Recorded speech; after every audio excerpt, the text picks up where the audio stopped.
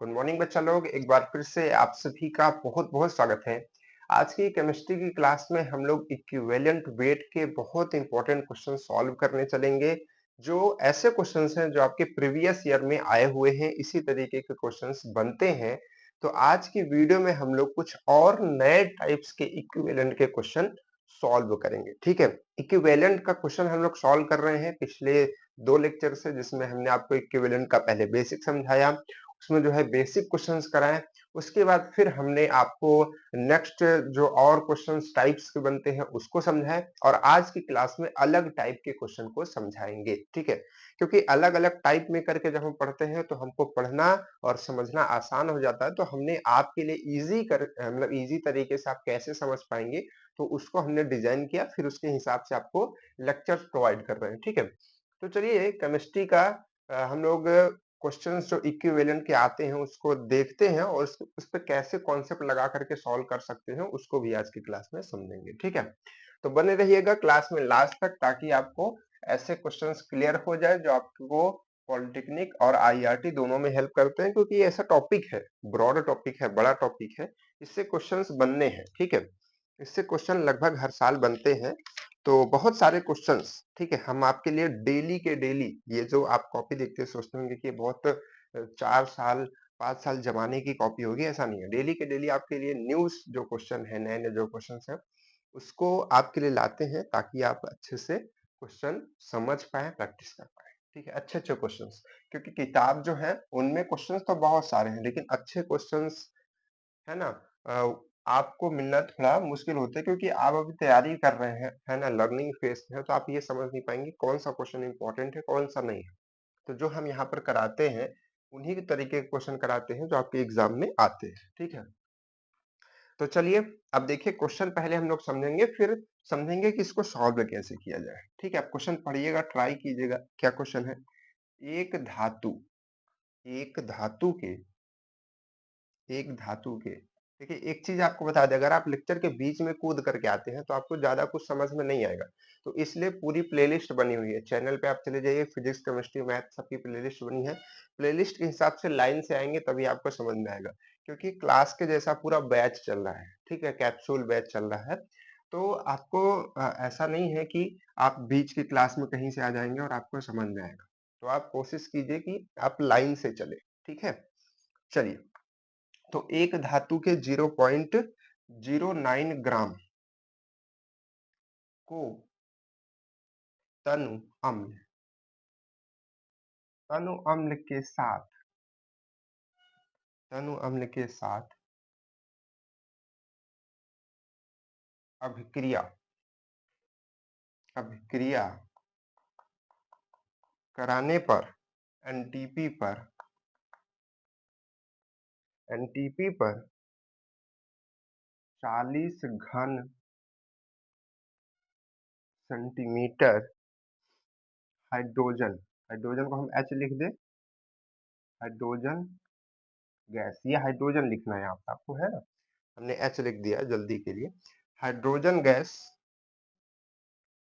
प्राप्त होती है, ठीक है? होती है। धातु का तुल्यांकी भार आपको बताना, ठीक है? आपके ऑप्शंस क्या क्या हैं भाई? आपके ऑप्शन है 40, 20, 25 और 25.2, 5 है, ठीक है? 25.2, समझ पा रहे हैं बात को आप? तो ये आपके पास में क्वेश्चंस है। तो इस क्वेश्चन को पहले ध्यान, क्या रखा हुआ है भाई, ठीक है? तो आप क्वेश्चन को ध्यान से पहले पढ़िए, है ना, और समझिए क्या कह रहा है क्वेश्चन। एक धातु एक धातु के 0.9 ग्राम को, है ना, मतलब कि एक धातु है, उसका कितना वजन लिया गया है? 0.09 ग्राम को तनु अम्ल, एक अम्ल के साथ अभिक्रिया कराई जाती है, ठीक है? अभिक्रिया कराने पर एनटीपी पर, नॉर्मल टेम्परेचर एंड प्रेशर पर 40 घन सेंटीमीटर 40 घन सेंटीमीटर हाइड्रोजन गैस प्राप्त होती है, यानी कि रिलीज होती है। भाई निकलेगी तभी तो प्राप्त होगी हमको, है ना, रिलीज होती है। तो धातु का तुल्यांकी भार बताना है। ठीक है, तो जब भी इस तरीके के क्वेश्चन आए, सबसे पहले आप यहाँ पर एक नोट पॉइंट लिखिए। ठीक है, इस क्वेश्चन के लिए एक नोट पॉइंट लिखिए जो आपको हमेशा याद रखना है। ठीक है, एक नोट पॉइंट क्या है? नोट पॉइंट ये है कि इस तरीके के जो क्वेश्चन आते हैं उनका तुल्यांकी भार, इसी में देखिए आपको इतने सारे कंफ्यूजन आज दूर कर देंगे कि आपको लगेगा कि क्या बात है ना। यहाँ पर आपका आएगा धातु का भार,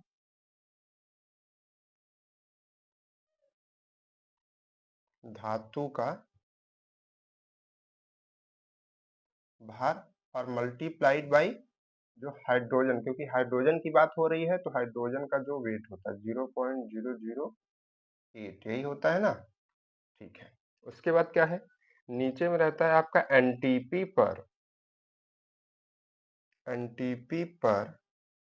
विस्थापित, एनटीपी पर, इसको विस्थापित पूरा लिख दें, विस्थापित, विस्थापित हाइड्रोजन, हाइड्रोजन का भार, हाइड्रोजन का भार। ठीक है, थोड़ा छोटा लिखना पड़ रहा है, जगह नहीं है। हाइड्रोजन का भार। ठीक है, अब समझिए ध्यान से। तो यहाँ पर ये एक फॉर्मूला है। ठीक है, और ये फॉर्मूला किसके लिए है? जब इस तरीके के क्वेश्चन आते हैं, अभी सब समझ जाएंगे, ध्यान से देखिए। तुल्यांकी भार, ये किसका तुल्यांकी भार? धातु का। यहाँ पर धातु लिख लीजिए। ठीक है, धातु, समझ जाइएगा कि इसका किसके बात हो रही है, धातु की, है ना, धातु की। तो धातु का जो तुल्यांकी भार होगा, जब हाइड्रोजन की बात होगी, ध्यान से समझिएगा, जब हाइड्रोजन की बात होगी कि इतना हाइड्रोजन जो है वो रिलीज हो रहा है, उसकी अगर बात होगी, तो यहाँ पर इस तरीके का फॉर्मूला आपको देखने को मिलेगा।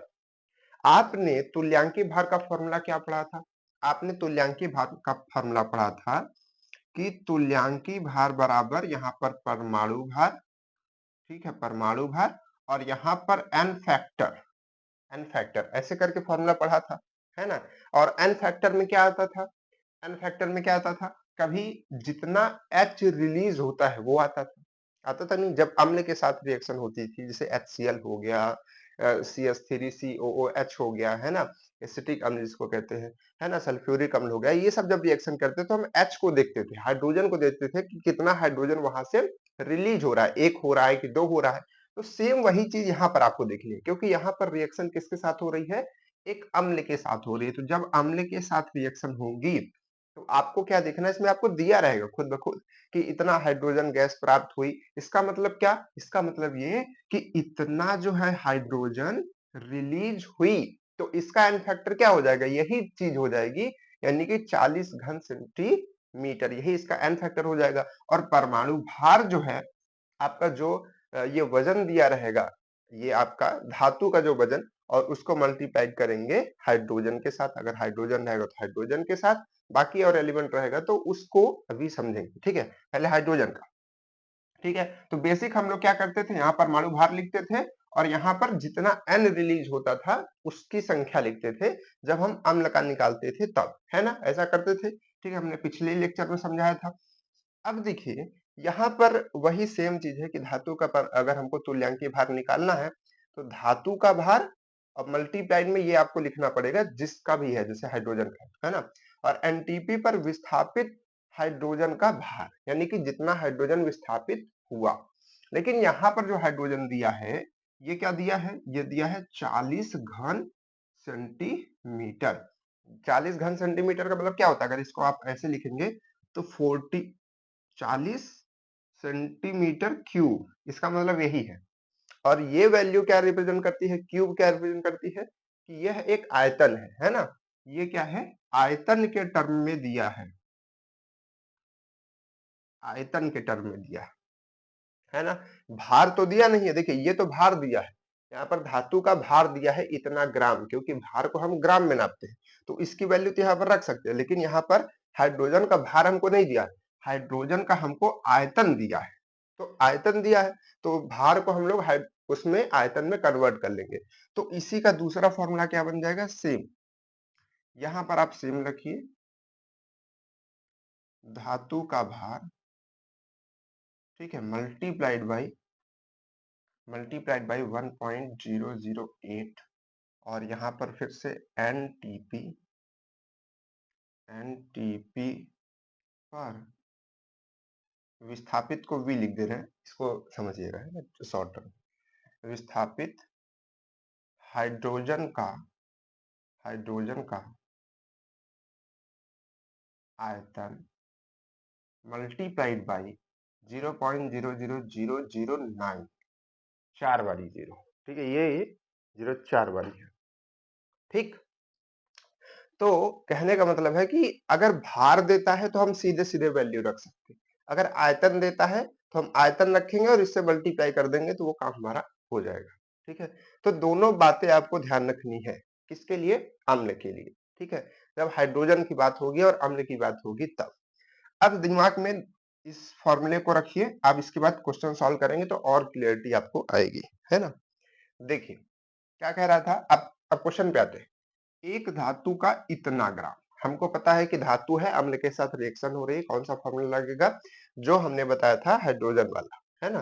तो यहाँ पर धातु का भार पहले रखेंगे, तो धातु का भार कितना है, 0.09, ठीक है, मल्टीप्लाइड बाई जो है एक हाइड्रोजन का जो वेट होता है 1 पॉइंट, वैसे लिखते तो हम उसका 1 है लेकिन एक्चुअली ये होता है 1.008, है ना। उसके बाद क्या है, अपॉन में एनटीपी पर विस्थापित हाइड्रोजन का भार, अगर भार नहीं दिया है तो हम उसको आयतन में बदलेंगे, तो आयतन मल्टीप्लाइड बाई ये, ठीक है, ये नंबर। तो यहाँ पर ये नंबर बदलेगी नहीं, कांस्टेंट रहेगी हमेशा। तो यहाँ पर क्या आएगा, इसका आयतन, तो कितना आयतन विस्थापित हुआ, मतलब कितना आयतन उसका निकला, है ना, कितना हाइड्रोजन, तो 40, और ये आयतन ध्यान रखिएगा सेंटीमीटर क्यूब में ही रहना चाहिए, तो इसको हम रख देंगे 40। उसके बाद यहाँ पर इससे मल्टीप्लाई कर देंगे, तो यहाँ पर इसका मल्टीप्लाई क्या है, 0.00009। बस इसको अगर हम सॉल्व कर लेते हैं तो हमारी वैल्यू आ जाएगी। चलिए इसको सॉल्व करते हैं। इसको सॉल्व करने के लिए देखिए, तीन यहाँ पर क्या है, मतलब कि 3 अंक के बाद दशमलव इधर है, अगर इधर से काउंट करेंगे, इधर आपके 4 अंक, नहीं 4 एक 5 अंक के बाद। तो अगर हम यहाँ पर मल्टीप्लाई कर दें, मतलब ऐसे समझिए कि अगर हम इसमें 1000 से मल्टीप्लाई कर दें तो ये कहानी हट सकती है। अगर हम इसमें 1000 से मल्टीप्लाई कर दें तो ये नॉर्मल ऐसे हो सकता है, बिल्कुल। और अगर हम इसमें 1000 से मल्टीप्लाई कर दें तो ये पॉइंट खिसक के यहाँ चला जाएगा, ये पॉइंट खिसक के यहाँ चला जाएगा। तो ये क्या बन जाएगा, ये बन जाएगा 0.09, है ना। ऊपर और नीचे हमने दोनों में 1000 से मल्टीप्लाई कर दिया, नॉर्मल कैलकुलेशन है। ये संख्या ये संख्या से कट जाएगी, है ना। अब पूरा, अब बचेगा केवल ये और ये हमारे पास में, क्या बचेगा, केवल टोटल हमारे पास में बचेगा टोटल ये, और अपॉन में कितना था, 40। अब अभी जीरो को हटा दीजिए आप, है ना, जीरो को तो बाद में लाएंगे, है ना, 10 से डिवाइड कर देंगे, 4 से डिवाइड कीजिए तो क्या होगा, 4 दूनी 8, कितना बचेगा, 2, है ना, फिर जीरो आएगा, तो 4 पंचे 20, ठीक है, 4 पंचे 20 पूरा कट जाएगा, फिर 8 उतरेगा, तो 4 दूनी 8, तो कितना आ गया, 252। इसको डिवाइड करने पर 252, लेकिन जो जीरो था वो यानी कि 10, ठीक है। तो अरे यार, ऐसे भी तो इसको लिख सकते थे, तो जब हमने इसको डिवाइड किया तो अब इसको ऐसे लिख सकते हैं, तो ये चीज हो जाएगी 20.52, यहाँ पे 2 आएगा, ठीक है। तो ये हमारा आ जाता है इसका तुल्यांकी भार, किसका, इस धातु का। अब धातु का नाम भी नहीं दिया था लेकिन हमने उसका तुल्यांकी भार निकाल दिया, समझ गए। क्वेश्चन कठिन लग रहा है ना, क्वेश्चन कठिन लग रहा है, अभी बहुत आसान लगेगा, ठीक है, अभी देखिएगा। चल इतना बात समझ में आ गया कि नहीं, फार्मूला दिया था, फार्मूले पे हमने रखा, क्वेश्चन आंसर आ गया, इतना तो समझ में आ रहा होगा, छोटा था, ठीक है, बहुत है। अगर इतना समझ में आ रहा है तो ये चौथा ऑप्शन आपका राइट हो गया, है ना। अब समझिएगा आगे, ठीक है, अब इसको हटाते हैं, रुकिएगा। हर एक चीज जो होती है ना, तुरंत समझ नहीं आती है आपको। अगर स्टार्टिंग में आप समझने की कोशिश जैसे करेंगे कि भाई हम सीधे सेंटेंस बनाने लगे, कभी क ख ग घ ना सीखे, है ना, तो ऐसा तो हो नहीं सकता कि आप डायरेक्ट कर पाएँ, तो समय लगता है, हर चीज़ का प्रोसेस होता है ना? कोई भी छोटा बच्चा जो 4 साल का हो, 5 साल का हो, वो फ्रैक्शन भिन्न के क्वेश्चन नहीं कर सकता, नहीं कर सकता। तो समय लगता है हर चीज़ का, तो उस समय का इंतज़ार कीजिए। देखिए अब, इस क्वेश्चन को समझ गए, अगला आता है।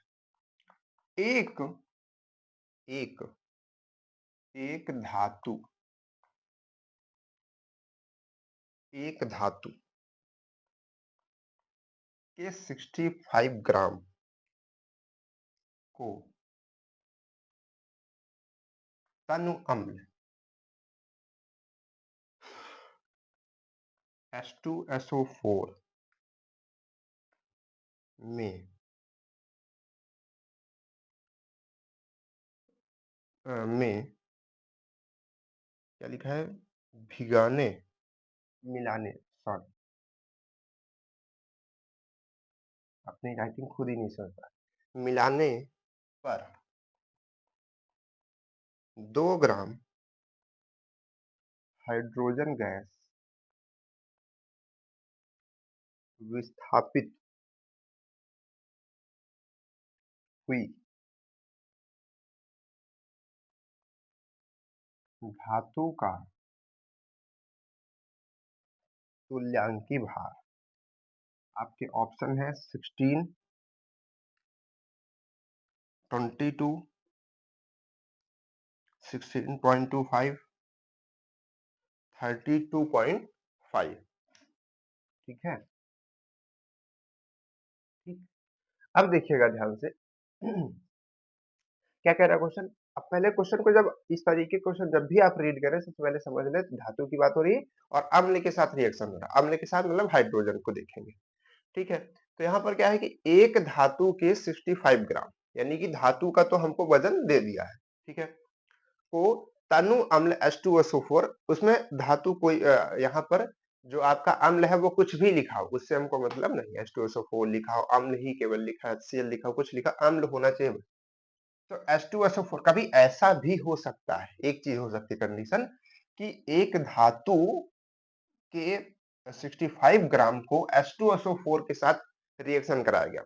अब किसी बच्चे को ये पता ही नहीं कि H2SO4 एक अम्ल है, हो सकता है कंफ्यूजन हो जाता है, या फिर कोई दूसरा अम्ल दे दे, आपको पता नहीं, तो आपको ध्यान रखना होगा कि कितने अम्ल होते हैं, उनका क्या-क्या फॉर्मूला होता है। तो ऐसा कह सकता है कि अम्ल नाम ही ना ले और कह दे कि H2SO4। अब आप सोचे कि जब अम्ल नाम लेगा तभी हम जानेंगे कि अम्ल है, देख करके तो हम पहचानेंगे नहीं, तो ये फिर दिक्कत हो जाएगी।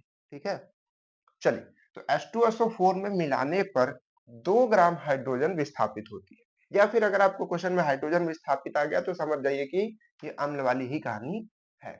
तो अब देखिए क्या कह रहा है, 2 ग्राम, 2 ग्राम मतलब हाइड्रोजन का भार दे दिया है। तो हाइड्रोजन का भार दे दिया है, तो ये वाला लगेगा कि ये वाला फॉर्मूला लगेगा? ये वाला फॉर्मूला लगेगा। तो सीधा सीधा फॉर्मूला लगाइए कि धातु का जो वजन है यानी कि 65 और 0 पॉइंट मतलब 1.008, ठीक है, और जितना हमारा गैस रिलीज होती है यानी कि 2 ग्राम, ठीक है, और मल्टीप्लाइड बाई क्या, कुछ नहीं, क्योंकि ये सीधे सीधे एनटीपी पर हाइड्रोजन का भार है, तो भार ही केवल लिखेंगे, है ना। जब हमको आयतन देता है तब हमको इससे, इस टर्म से, इस नंबर से मल्टीप्लाई करने की जरूरत पड़ती है। नंबर दिख रहा है नहीं आप लोग को? भैया 9 है, दिखता नहीं होगा ना, दिख तो रहा है, कोई दिक्कत, ठीक है ना, समझ गए बात को? तो ये चीज जो है अब आपको सॉल्व करनी है। ठीक, चलिए इसको सॉल्व कीजिए, कितना आएगा देखिए। देखिए अगर इसका मल्टीप्लाई आप करते भी हैं, देखिए ऑप्शन को भी देख करके चला कीजिए कंपटीशन में। अगर आप चाहें तो इसका आंसर सीधे बता सकते हैं। देखिए इसका डिवाइड आप इसमें कर दीजिए, इसको 1 मानिए, एकदम लगभग इसको 1 मानिए, क्योंकि 1 के बराबर होता ही है। तो अगर इसको आप 1 मानेंगे तो ये 65 ही हो जाएगा, और इसको सॉल्व करेंगे तो 32.5, क्योंकि 32 दूना 64, और एक आधा आधा ये 0.5 वाला 65, है ना। तो आपका लगभग यही आंसर आएगा। आगे कुछ और आएगा क्योंकि ये नंबर जो एक थी, है ना, लेकिन इस तरीके कोई ऑप्शन है नहीं कि 32 दशमलव, है ना, 32 में केवल यही है, तो यही सही होगा। ठीक है, अगर होता है तो आपको सॉल्व करना है। ठीक है, जैसे कि पिछले वाले क्वेश्चन में आपने देखा कि एक 25 था और एक 25 दशमलव 25.2 था, है ना? तो उस तरीके से आपको ध्यान रखना है। एक 25 था, एक 25.2 था, ठीक है? तो क्वेश्चन समझ में आया? अब देखिए ध्यान से, एक क्वेश्चन और हमारे तरफ से लीजिएगा। एक धातु का एक धातु का 100 ग्राम, ठीक है, H2SO4 के साथ रिएक्शन करता है, और यहाँ पर ये 8 ग्राम, कितना, 8 ग्राम क्या बनाता है, गैस विस्थापित होती है। अब बताइए इसका तुल्यांकी भार। तो अब इसका तुल्यांकी भार आप कैसे बताएंगे? सिंपल से आपको फॉर्मूला दिमाग में यही वाला रहना चाहिए कि धातु का भार कितना है, 100 मल्टीप्लाइड बाई जो नंबर्स है, ठीक है? जैसे हाइड्रोजन है तो एक सब मान लीजिए इसको, ठीक है? हमेशा वन मत मानिए, अपने ऑप्शन को भी देख लीजिए। अगर आपका ऑप्शन बहुत पास पास में है, मतलब कि माइनर डिफरेंस है, थोड़ा थोड़ा डिफरेंस है, जैसे 32.5 और एक में होता है 32.4, एक में होता है 32.54, तो आपको फिर सॉल्व करना पड़ता पूरा। लेकिन ऐसा ऑप्शन सेम नहीं है, तो 32 आंसर हो जाएगा, ठीक है? कितना है, 8 ग्राम रिलीज होता है, ठीक है? कितना होता है भाई, 8 ग्राम रिलीज होता है, ठीक है? तो ये बताइए कि इसका तुल्यांकी भार क्या होगा? तो हमने फार्मूले पे इसको रख दिया, बस इसको हम सॉल्व कर लेंगे। तो 100 से अगर हम इसको डिवाइड कर देंगे तो 8 एकम 8, यहाँ से 2 आ जाएगा, यहाँ से 0, 8 दूनी 16, यहाँ से पॉइंट, यहाँ से 4, यहाँ से 0, यहाँ से 5, 8 पंच 40, तो 12.5। तो इसका तुल्यांकी भार अब क्या आ जाएगा, 12.5। बात तो आपको समझ में आ रही होगी, है ना? एक क्वेश्चन और, अब साथ में क्वेश्चन सबको करना है, कॉपी निकालो जल्दी जल्दी, चलो चलो चलो भाई, है ना? आप लोग कुछ करते नहीं हो। एक धातु का एक धातु का एक धातु का 12 ग्राम, ठीक है, H2SO4 से रिएक्शन करता है, और यहाँ पर आपका बनता है, जो गैस रिलीज होती है 1.008 ग्राम, ठीक है? इतना ग्राम गैस रिलीज होती है। अब आपको बताना है कि उसका तुल्यांकी भार क्या होगा, उसका तुल्यांकी भार क्या होगा। तो अब आप पहले तो डेसिमल देख करके परेशान ना होइएगा, कितना निकालना है, 12 ग्राम। 12 ग्राम यानी कि ये टोटल धातु का भार, मल्टीप्लाइड बाई 1.008, है ना, डिवाइडेड बाई क्या, एनटीपी पर विस्थापित हाइड्रोजन का भार। तो हाइड्रोजन कितना विस्थापित हो रहा है, 0.008 हो रहा है ना? तो इससे इसको हमने काट दिया, तो 12 ग्राम ही उसका क्या आ गया, उसका तुल्यांकी भार, इक्विवेलेंट वेट आ गया। क्लियर हो गया मामला कि नहीं क्लियर हो गया? क्लियर हो गया तो आगे बढ़े, आगे का और अच्छे से क्लियर हो जाएगा। चलिए आगे बढ़ते हैं। अब इन दोनों फॉर्मूलों को दिमाग में रखिएगा, ठीक है? इन दोनों फॉर्मूलों को दिमाग में रखिएगा, अभी काम आने वाले हैं। अभी मत सोचिएगा कि ये बस खत्म, सब कुछ समझ गए, हो गया सर, इतने में तो पूरा उड़ा देंगे, है ना? ये आपको नहीं सोचना अभी। चलो अगला क्वेश्चन। अगला क्वेश्चन है, एक धातु के एक धातु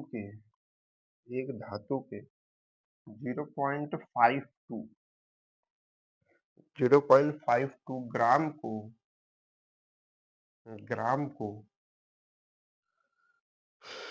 ऑक्सीजन में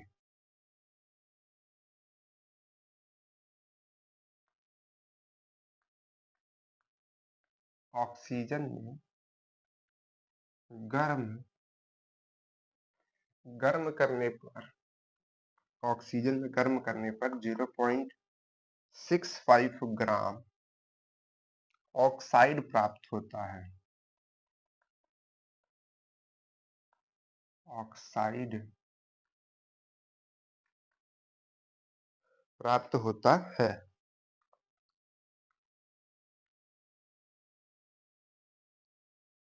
धातु का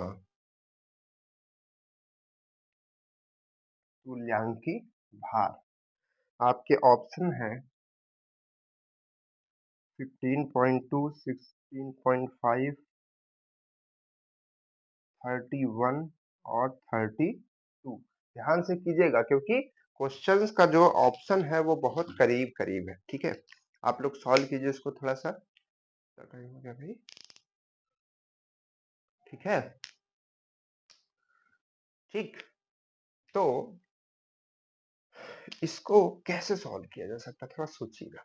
क्वेश्चन वही है कि कुछ डिफरेंस है। एक धातु के इतना ग्राम, यहाँ तक तो फिक्स है भाई, धातु का ग्राम नहीं। ऑक्सीजन के साथ गर्म करने पर ऑक्साइड प्राप्त होता है। कितना प्राप्त होता है? इतना ग्राम ऑक्साइड प्राप्त होता है सर। तुल्यांकी भार क्या होगा? हाइड्रोजन की कहानी खत्म, मतलब हम लोग ने खत्म। ये अब ऑक्साइड की बात होगी, ऑक्सीजन की बात होगी। ठीक है, देखिए ये जो आपको चीज दिख रही है, ये वाला एनडीपी पर्याय, ये चीज आपको हाइड्रोजन में ही देखने को मिलेगी। तो अभी हम इसको हटा देते हैं। ठीक है, ये हाइड्रोजन के लिए इस फॉर्मूले को दिमाग में रखिएगा। बाकी चीजों के लिए आपको ये फॉर्मूला एकदम दिमाग में रखना है। ये वाला फॉर्मूला बेसिक। धातु का भार, हाइड्रोजन का यहाँ पर हम लोग वजन रखते थे। अब यहाँ पर ऑक्सीजन और ऑक्साइड की बात होगी तो हम किसका रखेंगे? ऑक्सीजन का रखेंगे। 8 रखेंगे। अब ये मत सोचिएगा कि 8 क्यों रख दिया। ठीक है, 8 रखेंगे। ठीक है, उसके बाद यहाँ पर क्या है? एनटीपी पर विस्थापित, यहाँ पर क्या लिखेंगे? ऑक्सीजन।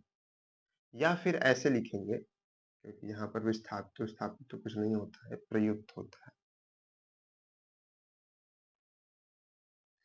प्रयुक्त मतलब रिलीज, जो निकलती है। ठीक है, प्रयुक्त ऑक्सीजन का भार। ठीक है, प्रयुक्त ऑक्सीजन का भार।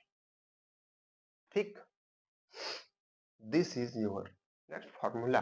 कुछ अंतर नहीं है, यहाँ पर नीचे वही है, चाहे प्रयुक्त लिख दे चाहे विस्थापित लिख दे, कुछ भी, बस आप समझिए जो निकलती है जितना। ठीक है, हाइड्रोजन निकलेगी जितना, उतना हाइड्रोजन।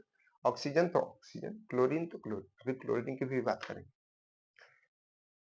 अब देखिए धातु का भार क्या था? धातु का भार था आपके पास में 0.52। बिल्कुल। ऑक्सीजन की बात हो रही तो ये हमको यहाँ पे इसका भार रखना है। उसके बाद क्या है? उसके बाद क्या? प्रयुक्त ऑक्सीजन का भार, मतलब जितना रिलीज हुई ऑक्सीजन उसका भार लिखना है। इतना ग्राम क्या था? धातु था। जब इसको गर्म किया हमने तो इतना ग्राम ऑक्साइड प्राप्त हुआ। ऑक्साइड क्या होता है? धातु और ऑक्सीजन के मिलने से बनता है। तो अगर इसको हम माइनस कर दे तो हमको पता चल जाए ऑक्सीजन का भार। ठीक है, तो यहां से ऐसे क्वेश्चन आपको देखने को मिलेंगे जिसमें आपको ये अलग दिया रहेगा और पूरा ऑक्साइड दिया रहेगा। ऐसा भी हो सकता है ऑक्सीजन दे, लेकिन ऑक्सीजन अगर नहीं दिया है तो ऑक्साइड देगा। तो ऑक्साइड अगर दिया है मतलब उसमें धातु भी है और ऑक्सीजन भी है ना? तभी तो ऑक्साइड मिल करके बना है। तो इसको घटा देंगे तो ऑक्सीजन का आपको भार मिल जाएगा। तो क्या करते हैं हम 0.65 में से 0.52 माइनस कर देते हैं। तो यहाँ आ जाएगा 3 और यहाँ आ जाएगा 1। यहाँ जाएगा पॉइंट, यहाँ जाएगा 0.13। तो प्रयुक्त ऑक्सीजन का भार 0.13। अब बताइए कौन बच्चा इसको सॉल्व नहीं कर पाएगा? सब सॉल्व कर पाएंगे, है ना? सब सॉल्व कर पाएंगे भाई। भाई कोई कौन है ना? 13 चौको 52, 4 और 4 अठे 32। क्लियर है बात की कि नहीं? आसान है, जैसे हाइड्रोजन का था उसी तरीके सेम फॉर्मूला यही है, तो आपको याद भी रखने में कोई ज्यादा प्रॉब्लम नहीं है। ऊपर भार धातु का मल्टीप्लाइड बाई जो हाइड्रोजन का है तो हाइड्रोजन, ऑक्सीजन का है तो ऑक्सीजन, और नीचे जो जितना रिलीज होता है, अगर मतलब कि अगर हाइड्रोजन में है तो जितना हाइड्रोजन रिलीज होता है, ऑक्सीजन में है तो जितना ऑक्सीजन रिलीज होता है। क्लियर सी बात है। अब यहाँ पर कैसे रिलीज निकालेंगे उसको थोड़ा समझना पड़ेगा। जैसे कि ऑक्साइड बना रहा है तो घटा करके निकालेंगे, सीधा सीधा दिया तो सीधा सीधा भी रख सकते हैं। चलिए एक मेरे तरफ से क्वेश्चन इसमें कीजिए। मेरे तरफ से क्वेश्चन ये है कि मान लीजिए कि एक धातु के 0.85 ग्राम को 0.85 ग्राम को जब इससे रिएक्शन किया जाता है तब क्या होता है? तब बताइए बताइए। यहाँ पर जो ऑक्साइड बनता है वो आपका बनता है 7 और आपका बनता है 5, मतलब कि 1.57 ग्राम। ठीक है, 1.75 ग्राम ऑक्साइड बनता है। ठीक है, धातु केवल 0.85 था। तो अब आपको बताना है कि धातु का आपको बताना है कि धातु का तुल्यांकी भार क्या होगा। ठीक है, तो कैसे बताएंगे? हमने कहा धातु का भार कितना है, 0 पॉइंट अरे धातु का भार कितना है 0.85 मल्टीप्लाइड बाई 8। ठीक है, और डिवाइडेड बाई क्या करेंगे, इन दोनों को माइनस कर देंगे। तो अगर हम इन दोनों को माइनस कर दें, है ना, तो इसको आप इतना मत लीजिए, इसको रुकिए मैं बता रहा हूँ फिर से। ठीक है, इसको आप लीजिए 1.70 ग्राम, थोड़ा कैलकुलेशन आसान करने के लिए।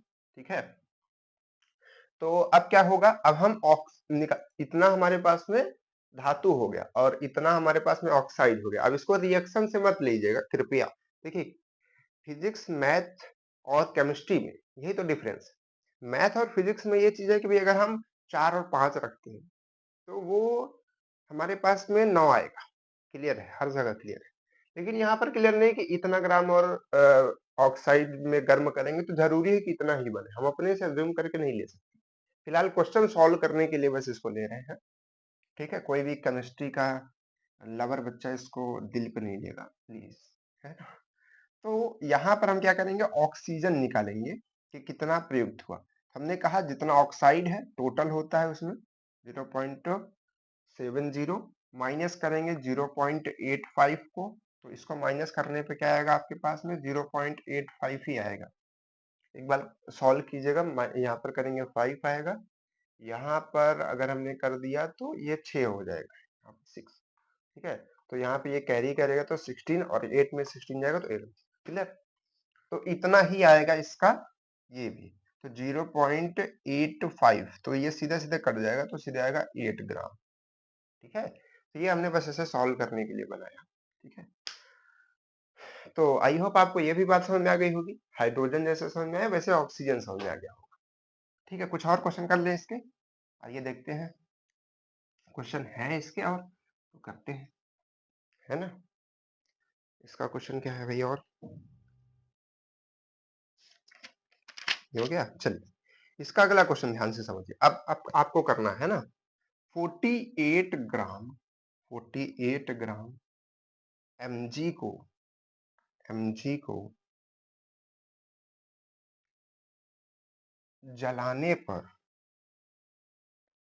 80 ग्राम MgO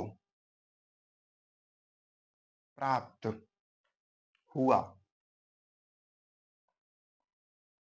प्राप्त हुआ। mg का तुल्यांकी भार आपको बताना है। ये पढ़ाई से पता नहीं कि लोग भागते हैं, मुझको तो लगता है कि पढ़ाई में मजा आती है। अच्छा, किसको किसको पढ़ने में मजा आती है, देखो जब मन लगने लगेगा, चीजें समझ में आने लगेगी तो मजा आएगी, है ना। और उसके लिए थोड़ा एफर्ट करना पड़ेगा, थोड़ा उसमें इंटरेस्ट लाना पड़ेगा। और जिन जिन बच्चों को भी क्वेश्चन सॉल्व नहीं हो पाते, प्रॉब्लम आती है, वो पहले छोटे छोटे क्वेश्चन लगाएं। जैसे हम आपको लेके देखिए, छोटे छोटे क्वेश्चन पहले लगाते हैं, फिर उसी में क्वेश्चन को चेंज करते हैं, बनाते हैं नए क्वेश्चन। ऐसे आप लोग भी खुद से कर सकते हैं। एक क्वेश्चन आपने देखा, वो आपको समझ आ गया, बस उसी में आपको 4-5 क्वेश्चन नया बना के करना है, बस संख्या बदलनी है और कुछ नहीं बदलना। जब आपको लगने लगे, कॉन्फिडेंस आने लगे कि हाँ ये मैं कर पाऊंगा, फिर अगले क्वेश्चन की तरफ बढ़िए, है ना। चलिए, क्या है, हाँ तुल्यांकी भार, ऑप्शंस भी देने हैं भाई। ऑप्शन है 47.34, ठीक है, और 23.67, ठीक है। उसके बाद है 40 यानी कि 40 और 53.25। ठीक, क्लियर है। अब इसको हम कैसे करेंगे, चलो भाई जल्दी जल्दी सब लोग करके बताओ कैसे किया जाए इसको। इतना ग्राम mg यानी कि तत्व यानी कि धातु, और ये धातु के लिए ही बात हो रही है, ध्यान रखिएगा। ठीक है, तो इतना ग्राम धातु यानी कि धातु का भार, ठीक है, को जलाने पर यानी कि अभिक्रिया कराने पर इतना ग्राम MgO, MgO यानी कि हमने कहा ना हर चीज हर बार लिखी नहीं हो, MgO यानी कि मैग्नीशियम ऑक्साइड, है ना, ऑक्सीजन से रिएक्शन प्राप्त हुआ तो आपको बताना।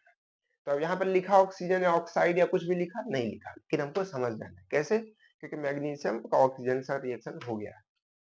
ठीक है, तो अब हम देखेंगे धातु का भार कितना है 48, ठीक है, मल्टीप्लाइड बाई 8। ठीक, अब देखिए ये कितना हो गया 80 हो गया है, जलाने पर 80, है ना, 80 हो गया है। तो मैग्नीशियम ऑक्साइड 80 है, उसमें से इतना हमारा धातु ही है, तो ऑक्सीजन घटा देंगे निकल जाएगा 48 में, 48 घटा देंगे तो कितना आएगा यहाँ पर 2, ठीक है, यहाँ बचेगा 7, यहाँ जाएगा 3 तो आएगा 32, 32, ठीक है, क्या आएगा 32, 32 आएगा, 32 आएगा। तो यहाँ पर हम रखेंगे 32, ठीक है, तो यहाँ से हम कट करेंगे 8 एकम 8 चौक 32, कुछ छूटा, क्या गड़बड़ हुआ? ओ माय गॉड, देखो बहुत चालाक आदमी है। तो ये सब, अच्छा आप लोग कंफ्यूज हो गए होंगे, मैं खुद भी हो गया। यहाँ पर ये 48, 80, 16 और 12, मैं भी ऑप्शन में ढूंढने लगा कि कहाँ गया भाई आंसर, है ना। चलिए, तो ये कट गया, यहाँ से ये कट गया, तो क्या आएगा 12 चौक 48, 12 इज योर आंसर। ठीक है, दूसरा क्वेश्चन का ऑप्शन हो गया था, कोई बात नहीं, सॉरी फॉर दिस। तो कहने का मतलब है कि एकदम आसान था ये क्वेश्चन, तो एकदम आसान था, है ना, आप कर पाएंगे, कुछ नहीं करना। यहाँ पर आपको धातु का भार रखना है, 8 से मल्टीप्लाई करना है, जितना ऑक्सीजन रिलीज हो रहा है, कैसे निकालेंगे, ऑक्साइड में से तत्वों का घटा देंगे, धातु का घटा देंगे, निकल जाएगा। क्लियर, चलिए गुड बॉय। ठीक है, अब एक आपको होमवर्क देता हूँ, मैं इसी में होमवर्क देता हूँ। इसमें आपका होमवर्क ये है कि हमने क्या किया, 30 ग्राम मैग्नीशियम इसको जलाया, ठीक है, 30 ग्राम हमने mg को जलाया, जलाने पर कितना ग्राम प्राप्त हुआ भाई, कितना ग्राम प्राप्त हुआ?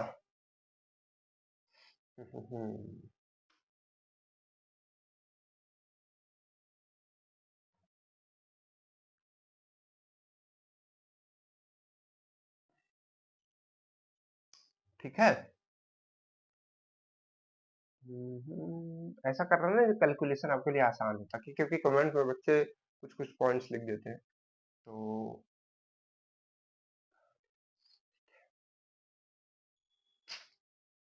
ठीक है, चलो कोई बात, अच्छा गुड।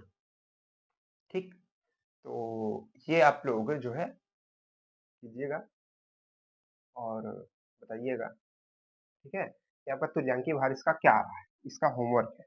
ठीक है, तो कैसे लिखेंगे, इसका लिखेंगे HW, ऐसे लिखेंगे ऑप्शन में, सब लोग कमेंट में HW, उसके बाद लिखेंगे तुल्यांकी भार यानी कि equivalent weight is equal to जो भी आपका आंसर आएगा। ठीक है, तो ये सबको करना है, अभी क्लास खत्म नहीं है, भागना नहीं है, भागना नहीं है ना, चलो इसको सॉल्व करना है, भागना नहीं है, करो सब लोग सॉल्व, कमेंट करो जल्दी जल्दी, उसके बाद भागना। अभी और क्वेश्चन सॉल्व करेंगे ना, एक क्वेश्चन और सॉल्व करेंगे। क्या है क्वेश्चन, एक धातु, अब आए हो तो यार समझ के ही जाओ, दुनिया में आए हो तो केमिस्ट्री पढ़ के ही जाओ, है ना।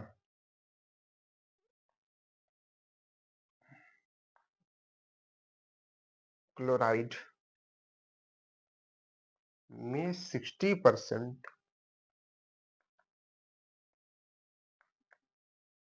क्लोरीन है, क्लोरीन है, धातु का तुल्यांकी भार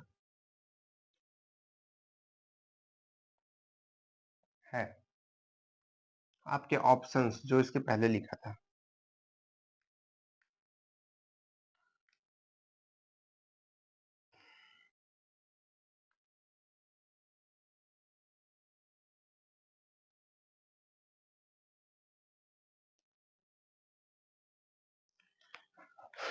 चलिए,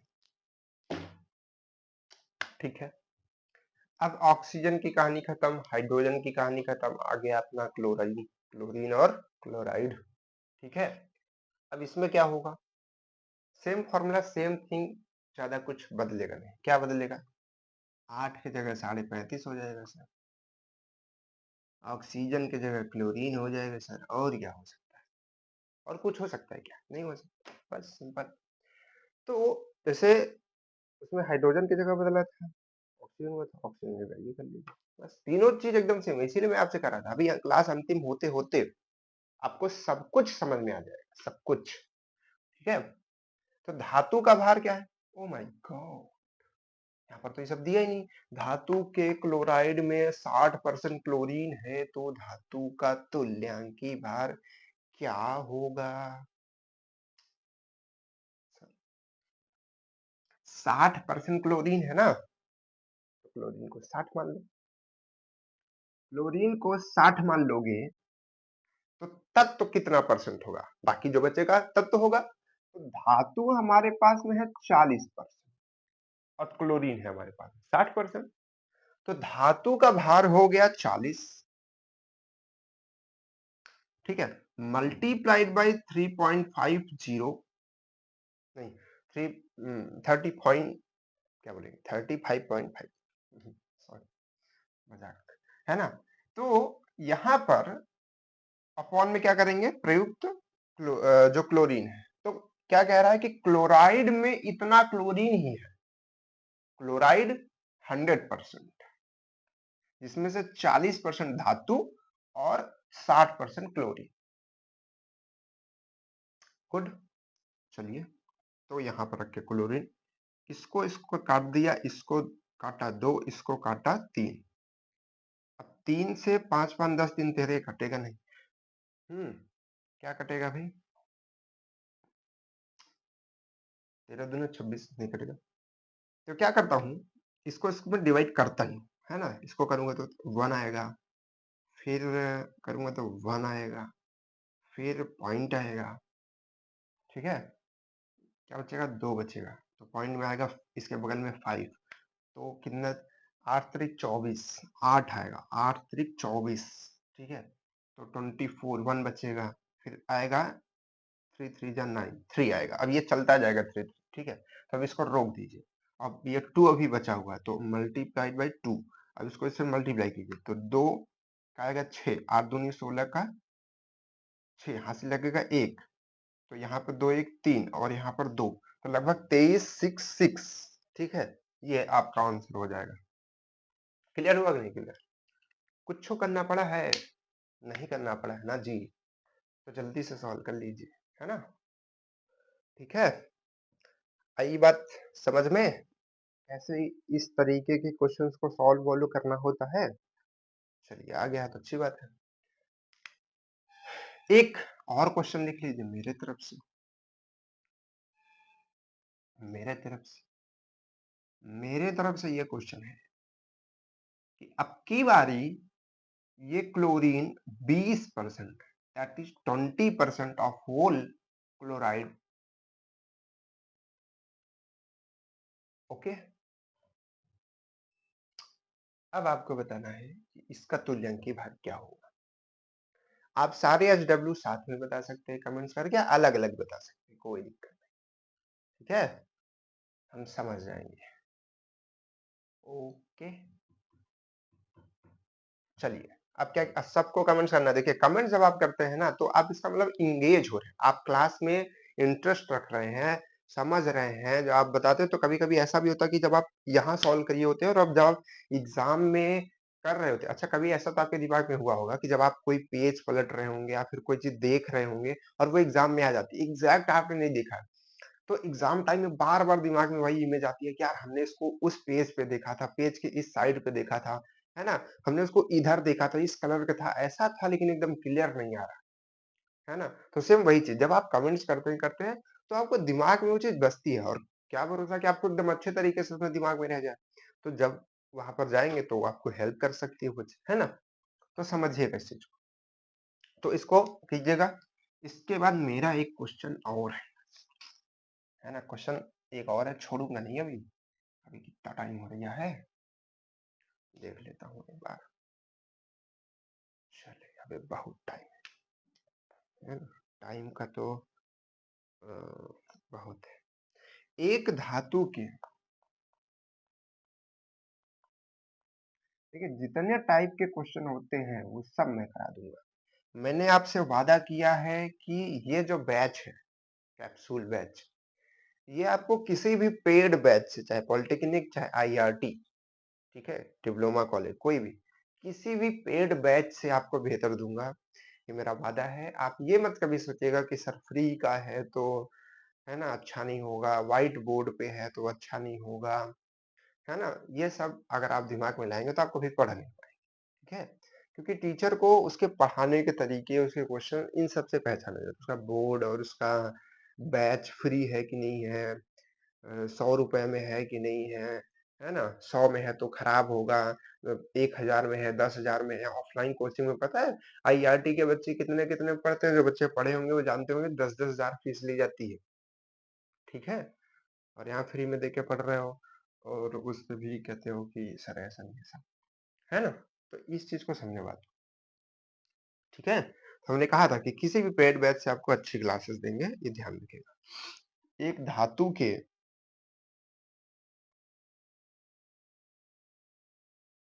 क्लोराइड में धातु व क्लोरीन, अब इसको आपको अपने दिमाग से करना है। मैं ये क्वेश्चन कराऊँगा नहीं, इसको आपको अपने दिमाग से करना है। 1:2 के अनुपात में है। कराने को तो मैं इसको करा सकता हूँ, लेकिन कराऊँगा नहीं। पहले सोचा था करा दूँ, लेकिन फिर सोच रहा हूँ कराऊँ कि ना कराऊँ, कराऊँ कि ना कराऊँ? बताओ भाई, सब लोग बताओ। 275 ग्राम, 35.5 ग्राम और 24.75 ग्राम, ठीक है? अब बताओ सब लोग जल्दी से, ये क्वेश्चन करना चाहिए? हम आपको थोड़ा-सा हिंट दे देते हैं। एक धातु है, ठीक है? मतलब धातु का क्लोराइड है, उसमें धातु और क्लोरीन को बता रहा है। धातु कह रहा है कि 1 और क्लोरीन 2 है। तो बस वही मान लीजिए 1 और 2 के रेशियो में है, मतलब 1 और 2 है। तो धातु 1 हो गया, है ना? और आपका जो क्लोरीन है वो 2 हो गया। धातु 1 हो गया और क्लोरीन आपका क्या हो गया? 2 हो गया। धातु 1 हो गया, क्लोरीन आपका 2। अब सब लोग समझ गए होंगे, अब हमको इतना ज़्यादा बताने की ज़रूरत नहीं है, लेकिन सबका आंसर इसका आना है, ठीक है? तो बताइएगा क्या है इसका आंसर और किस तरीके से इसको आप सॉल्व करेंगे? ठीक हिंट हमने दे दिया, हिंट का पूरा क्वेश्चन ही सॉल्व कर दिया लगभग, ओके? क्लास कैसी लगी बताइएगा, अपने दोस्तों को शेयर कर दीजिएगा, वीडियो को लाइक, चैनल को सब्सक्राइब और सब कुछ कर दीजिएगा जो-जो आप चैनल पे कर सकते हैं, ठीक है? और मन लगा के पढ़िएगा, कोई समस्या आएगी, कोई दिक्कत आएगी तो बताइएगा। जिन बच्चों के पास अभी तक आदित्य आईआरटी एप्लीकेशन नहीं है, डाउनलोड कर लीजिएगा।